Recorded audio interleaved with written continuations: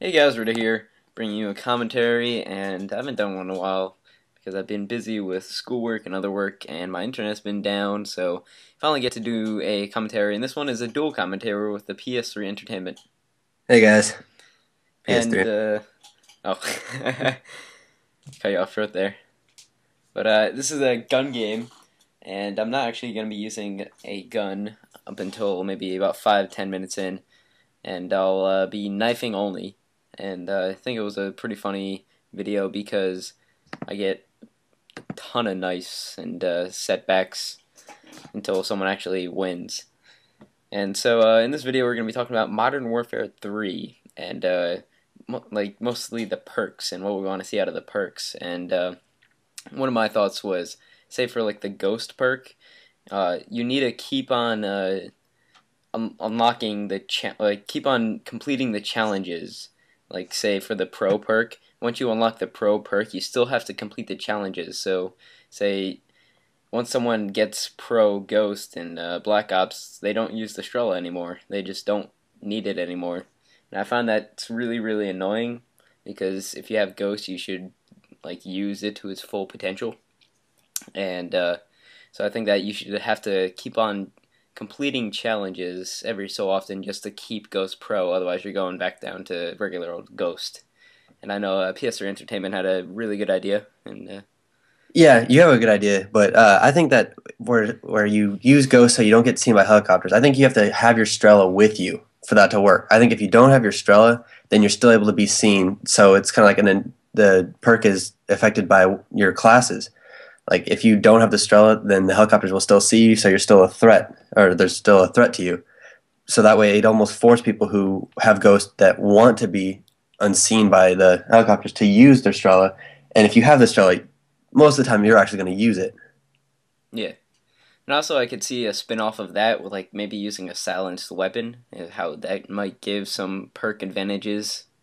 Like maybe Ghost Pro has like maybe one more thing that it does that Ghost Pro without a silenced weapon would do. And I like the linking of uh, the guns and the perks because that way you kind of have to use Ghost with the Strela. Otherwise, it's not a full potential like loadout. Yeah, like if you're going to use Ghost, you want to go full out and have a silenced weapon and have your Strela, and that way you'd be a benefit to your team too. Yeah, For if you don't have the Ghost Pro unlocked or anything, that way you'd have more team players out there. yeah, and then also the completing challenges. Then people will actually want to take down air support and that kind of stuff.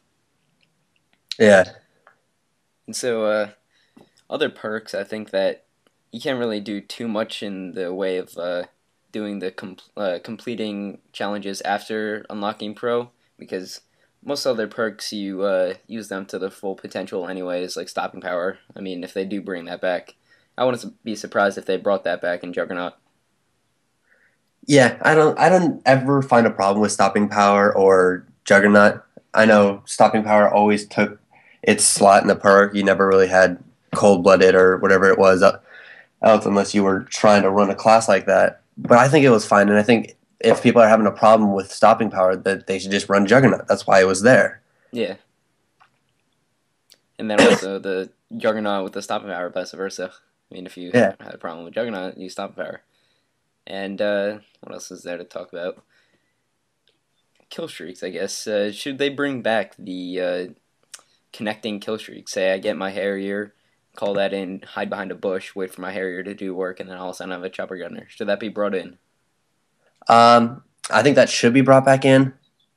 Yeah, I don't really, I don't. I think there won't be but that big of a problem if they don't have the nuke. I don't think they should yeah, bring back the nuke at all. That was just, it was a cool idea the first week, but then I felt like every game someone was going to get a nuke, and I'd only be able to play half a game, and it's really obnoxious. But I do think, yeah, if they bring back Harriers and a chopper gunner, if if you just like nerf them just enough where it's not as powerful, I think connecting kill streaks are fine. yeah. And I mean, there is like a idea of camping because you can't connect your kill streaks, and then there's the idea of camping after you get a kill streak when they're connecting. So I don't know what camping is better, what camping is like more obnoxious. it's something that really would have to be played out fully in a beta of the game.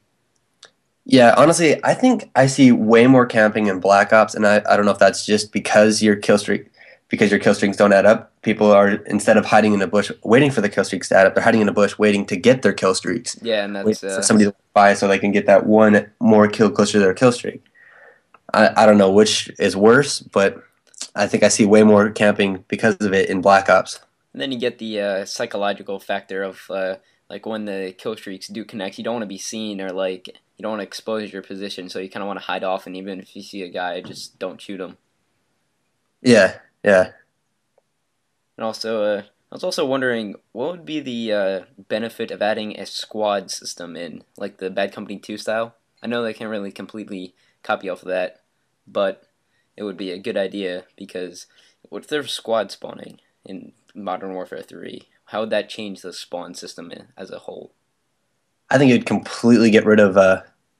Oh, I don't know. It wouldn't Eh, completely get rid of spawn trapping because there's some serious spawn trapping in Battlefield. If you get a team, I've played against a team that just stood off your spawn. Like if one person got away and just got to the spawn on them, they were fine, but everyone else was just getting murdered in their spawn. But I think if they made the maps much bigger, because you can't really have squad spawning on like Nuketown or like Rust, that would just cause mayhem. But I think yeah, bringing the squad system would be a great idea.